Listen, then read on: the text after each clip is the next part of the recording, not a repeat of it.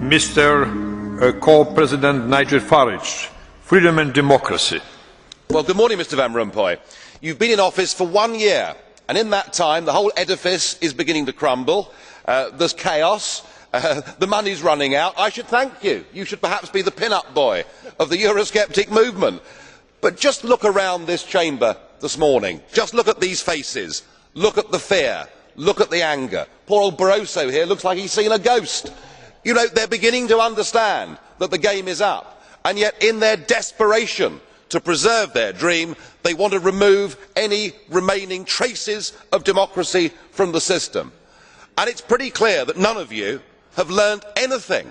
You know, when you yourself, Mr Van Rompuy, say that the euro has brought us stability, I suppose I could applaud you for having a sense of humour, but isn't this really just the bunker mentality?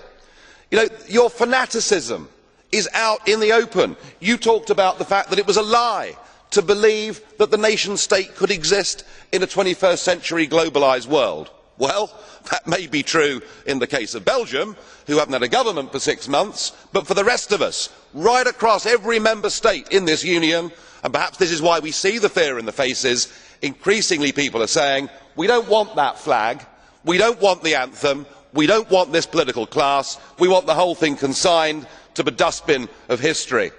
And we had the Greek tragedy earlier on this year, and now we have the situation in Ireland. Now I know that the stupidity and greed of Irish politicians has a lot to do with this. They should never ever have joined the euro. They suffered with low interest rates, a false boom and a massive bust. But look at your response to them. What they're being told, as their government's collapsing, is that it would be inappropriate for them to have a general election. In fact, Commissioner Rehn here said they had to agree their budget first before they'd be allowed to have a general election. Just who the hell do you think you people are? You are very, very dangerous people indeed. Your obsession with creating this euro state means that you're happy to destroy democracy. You appear to be happy for millions and millions of people to be unemployed and to be poor.